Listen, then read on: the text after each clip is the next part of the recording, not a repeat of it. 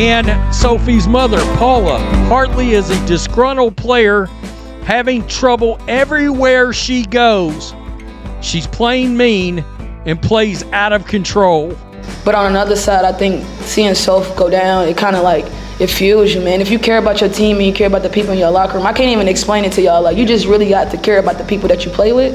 And I think it just fuels who we are as people, and y'all get to see it as a team for us. And I want to start out by just giving a shout out to the Indiana Fever. It has been a rocky road this season, to say the least. I even tweeted throughout the game, I said, this is the season from hell. I feel like there is somebody, some enemy out there who has a voodoo doll of the Indiana Fever players and is just relentlessly stabbing these voodoo dolls, because it seems like they just cannot catch a break, especially when it comes to injuries. When it comes to Caitlin Clark going down, their franchise player only playing a small stretch. I think it's only 13 games that she has played this season with the team. And then you talk about Ari McDonald and Sid Colson being out for the rest of the season, both of them going down in the same game. And then you look at today's game where Sophie Cunningham went out in the first half. And that was such a huge blow for the Indiana Fever, because Sophie Cunningham has been somebody, she has been the glue of this team since Caitlin has been out. She is playing so incredibly well during the second half of this season. She plays hard every single night. She's super tough. She doesn't make excuses. Like, she is somebody who has really held this team together, and seeing her go down in the first half, like, I couldn't believe it. So as you can see here, Bria Hartley is going baseline. Kelsey Mitchell is guarding her, and then Sophie comes over to help. And then Bria Hartley falls on her leg, and Sophie immediately grabs like her shin area. And I remember when I first saw this replay, at first I was like, oh my gosh, did she roll her ankle again? Because as we know, Sophie has rolled her ankle so many times this season. So let's watch the play one more time here. Bria Hartley going to her left, dribbling to the baseline, skip passing across the lane. But with that, she gets kind of tangled up. She falls down. She falls straight into Sophie's leg. And then Sophie grabs her shin area. Now, she was on the ground. She was crying. She was yelling. It definitely seemed like she was in a ton of pain. The training staff went over to her. They went to commercial break. Like, it was a real injury. This wasn't something, and Sophie's the type of player, a lot of times when she does get injured, she just gets right back up. She tries to walk it off. This was something that kept her down, and it was so hard to see.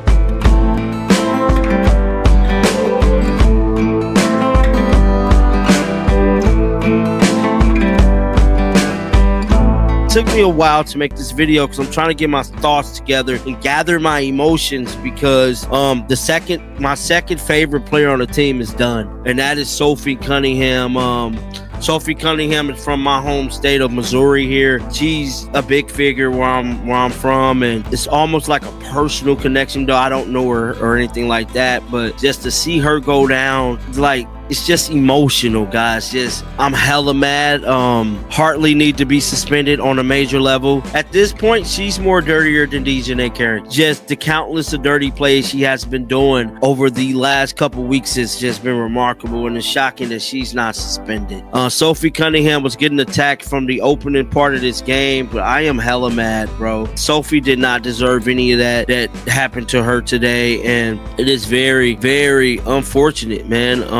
I mean, immediately in the game, the refs was just on some ish, bro.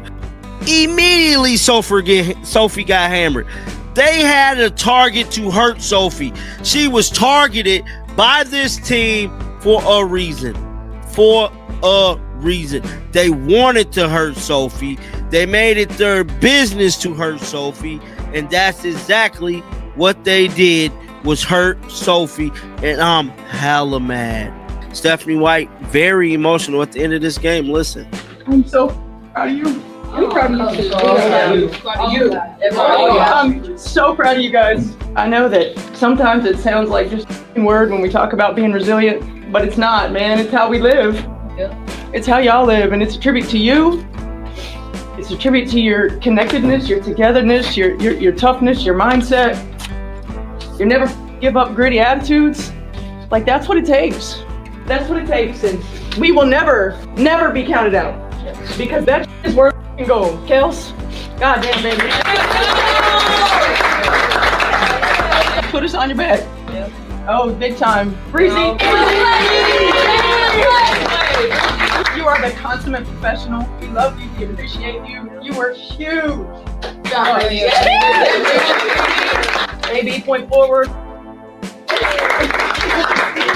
And like, look, you can't underestimate what it means to have somebody like her who just does whatever we ask, right? Does whatever. I mean, everybody really. Lex, that was a huge. Toss your activity all day long, and that's what it's gonna take. We gotta play free. We gotta play with no pressure, but we fight. Live that resilience every day, and we will accomplish what we want to accomplish. Okay, come on. Yeah. Here we go. Together, 3, 1, 2, 3. Yeah. Today has been an emotional roller coaster for me. I don't know, man. I'm just trying to wrap my head around this, knowing that I gotta call these games and make these videos without one of my favorite players being out there. It's fucked up, man. Like this league, just everything surrounding this. Look, my phone keep dinging. People keep messaging me. I see it, guys. But guys, get down in the comment section. Let me know your thoughts about this. But before we end this video, let's send major prayers to the Cunningham family, to Sophie. I'm wishing her a speedy recovery and nothing but the best. God bless you and your family.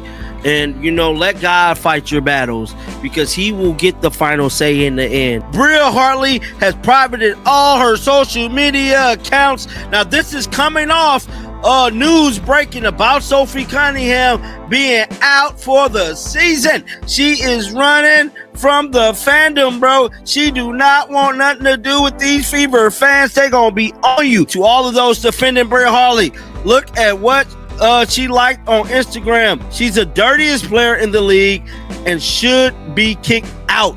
Most recently, Sophie Cunningham has been hurt with the knee tear and is out for the season. Now, Bria is the definition of consistency. Now, this is her liking this. This is her liking this post. Y'all see that? She's liking this post. Look at this. Death taxes and Bria Hartley always being at the scene of the crime.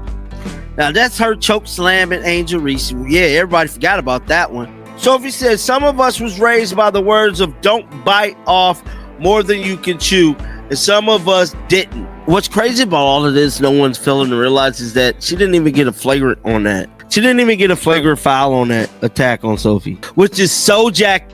We've also got a very interesting picture that has emerged with Bria Hartley smiling and laughing over this incident of Sophie Cunningham being hurt. This is Bria Hartley right here, grinning from ear to ear with Sophie Cunningham smiling. I mean, that's despicable, folks. There's no other way to look at it. I've seen some of the reaction online. Guys, it's despicable. It really is. There's a lot of people celebrating this injury. And guess what? You can imagine who it is. It's members of the old WNBA fandom, the ones that root for Paige Beckers and Angel Reese and Asia Wilson and all the usual damn suspects. They even got pissed that Sophie Cunningham was called a superstar. I kid you not. I saw that and was like, well, is it a bad time to tell you that I think she's roared to being the second most popular player in the WNBA? Because I believe that's happened. I would love to know, and somebody knows that is involved with the Connecticut Sun, whether or not targeting Sophie Cunningham was a priority. And if you know and you don't want to be revealed, there's ways to get a hold of me. I will expose it in a minute. But I'm hard-pressed to believe there wasn't a conversation amongst players and or a celebration of Sophie's injury. That needs to come out. Get well, Soph. I'm going to miss Kung Fu Barbie. F. Bria Hartley, finer, banner, intentional act. They ain't going to do nothing to her. Kathy Engelbert, completely out of control. The league, out of control. Adam Silver, non-existence. Quiet as all get out. Really pathetic leadership from both of them.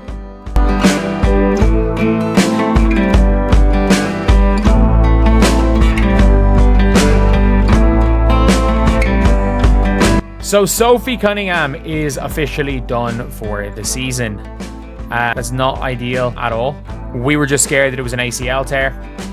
I thought she might have tore a patella tendon with the way she was holding her knee. The best case scenario happened. So The Indiana Fever just say knee injury, won't say anything more. Alexa Philippou can confirm Sophie Cunningham suffered an MCL tear, a silver lining being that she should be fully recovered by the start of next season. It just depends on if it was a full rupture. If it was a full tear without any damage to her ACLs or PCLs or any other ligament, I reckon she'll be back to some basketball activities by Christmas at the latest. And she's not going to want to leave the Indiana Fever. There's no way she's going to price out the Indiana Fever. So do whatever you can. If Sophie Cunningham is not a member of the Indiana Fever next season, I'm going to be Caitlin Clark, but not Fever fan. I can change. She's been one of the best role players in this league, and they better keep her. Sophie Cunningham suffered a right knee injury on this play, and despite the potential severity of the injury, a big conversation point around this is that the WNBA is not doing enough to protect the safety of their players. Of course, the player for Connecticut is going to fall into the outside of her right knee, and what that's most likely going to do, we can't exactly see her foot position down here, but I think what this is causing is a forced valgus load from the outside of Cunningham's knee, pushing it inward. You can see how her right foot is pointed forward, and so any sort of impact is going to cause a hyperextension, pushing the knee backwards. But then as the play continues here, it looks like she initially picks up that right foot. We can see it start to move a little bit. That's going to start to rotate her body so that now when the Connecticut player comes in and lands on her, the force is coming in from the outside of the knee and pushing it inward. Especially with the way that Cunningham reacts with keeping her knee up in this flexed position. This is something that we see people do whenever they've had a patella instability event, because this is the position that is going to be most comfortable initially because they can't straighten their knee out because that kneecap is translated on the lateral side of the joint. Now, the second part of this is this question of what's going on with like player safety. Was this intentional? Is the WNBA not doing a good enough job of protecting their players? I think it was Cunningham's sister put out a tweet on X about protect our players, like this was an intentional thing that the officials should have prevented. I will be honest, watching this video replay, there's nothing to me that screams intentional here. To me, this is a player who's coming in for a drive. They stop. As we often see with players driving into the lane, the momentum carries them forward. She doesn't turn her body to then fall more into Cunningham. She continues straight in her trajectory that she's going into the lane here. And I think this truly is just an unfortunate thing that's going to happen whenever you're playing high-level sports. This is not one, not two, but 3 just season-ending injuries for the Indiana Fever this year, which is almost 1/3 of their roster.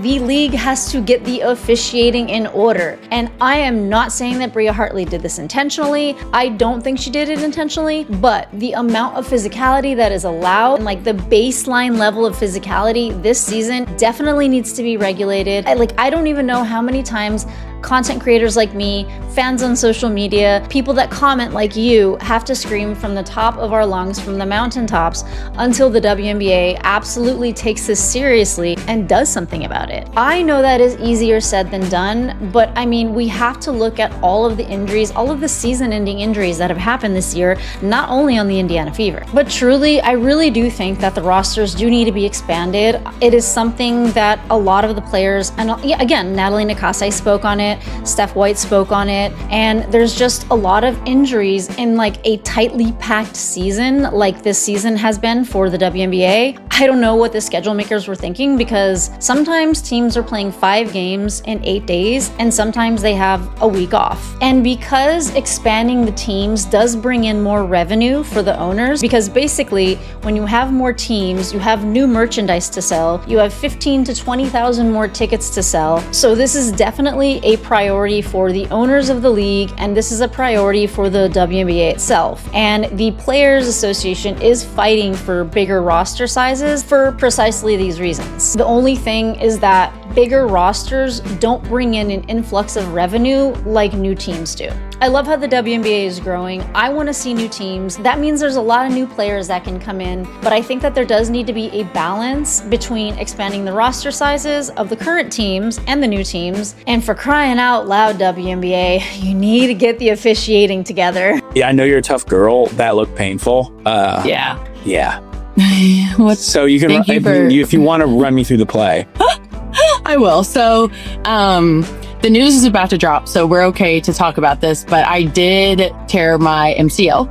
And if you're going to hurt your knee, that is like the best possible case. And so during Connecticut's game on Sunday, I was just in the paint trying to be help side, and someone ran into my knee and it just snapped, and knee injuries are weird to me. Like, I don't really like thinking about them, but I felt a pop right away. And so I'm really in good spirits because I knew that I hurt myself pretty good.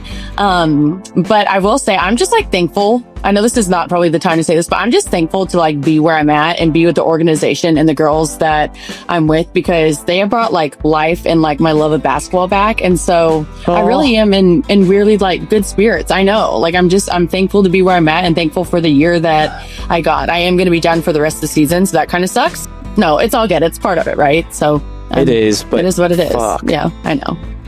So that's that. But you want to know what's actually crazy though? Is that bummed me out. Yeah, Sydney had her birthday. The next day we played, she completely tore her ACL and everything. It was my birthday. We played the next day and then I hurt my knee. And we still have a couple more birthdays on our team. And everyone's like, do they play or do they not play? I don't think I got an alert. I think the play came up on like my Twitter feed. Oh, yeah. And I was like, oh, fuck, is that Sophie? You don't have to comment on this. Okay. I know that we're like in this heated midst of a discussion throughout the season that like WNBA refs like need to be better. The things have gotten chippy. People kind of bully the Fever. I did watch the play. Twitter says a lot of people saying it was dirty. She was like smiling after, whatever. You can say what you want about this. It didn't look dirty to me. Just like a bang bang play under the rim. Yeah. I've been waiting. No, I don't, because I know Bria and I'm actually really good friends with Bria, and I have been waiting to get on the pod and so we could talk about this because I did want to tweet it out, but I don't think that there was no ill intent. I think it was basketball play. I was just in the wrong spot at the wrong time. She fell. Like, there's no way that she would go in there and potentially try to hurt me. And so I had nothing but love for Bria, and I even like told my mom, because she tweeted something. I was like, no, Mom, like I get it, but like I promise you that like I was like, Bria and I are super cool, and like she would never try to hurt. There are some girls that I think might, but she wouldn't do that. And so I have nothing but love, and so I hope people stop giving Bria some heat, because I don't think she meant to do that at all. And I think that smile, it wasn't like it was like ooh, like one of those. So are you gonna have to have surgery, or is it just PT? No, yeah, I'll have surgery Friday. You asking about Bria, but I'm officially 3 for 3 on being fined by the WNBA. Holy shit! For this? For the pod? Again? They didn't like my comments on Paige Becker's. No way! I didn't even say anything bad. What's the longest injury you've had in your, let's say, like, college plus career? Well, all last year I was playing with a dead collarbone. Like, part of my collarbone was dead, so that sucked. I couldn't like brush my teeth or do anything, but I would. Ow! I know you can't see me, but this is what I'm looking like right now. What's your hardware? Damn. It's a nice ACL kind of looking brace, even though it's my MCL. Are you weight bearing? Yeah, I get right now, but I will be regardless. Like, I can walk. Actually, you know what? I tried to kind of, right when it happened, I went into the locker room when like the docs were checking it out, and then like the team came in for halftime, they went out, and then I went back to shower just to I could be clean and then do rehab or treatment. And I was like, you know what? Maybe I'm not that hurt. And I tried kind of running a little bit, and I almost ate shit in the shower by myself because my knee was just like, blick. I was thinking about like the beach and yachts and boats and me having a great off season, and now this thing. But actually, it's only going to take 4 months. So like, this is a quick little recovery, and then I'll be on a boat ASAP. Was your leg locked when she fell in? Yeah. So what happened was like, so they said that they see these in like football, NFL a lot, because your feet are kind of locked to the ground and people come in from the side. And so normally like if like my foot would have been up a little bit, maybe my leg would have like gave in a little bit, but my foot was locked on the ground. And when she fell, like it was like a textbook MCL tear pretty much. And so, but they're like, if you would have gone a couple more inches to the left, you would have torn a whole bunch more shit. So like, I'm very thankful for where I'm at. So it's all good. Damn. What's your team doctor's name? Should we give them a shout out? Do we love them? Dr. Kendall, let's give him a quick little shout out and love that he is well rested But dude, he's been doing so. He's done already 2 surgeries of our team. Yeah, that guy's. I'm on 3rd. Oh, Dr. Kendall, busy guy this year.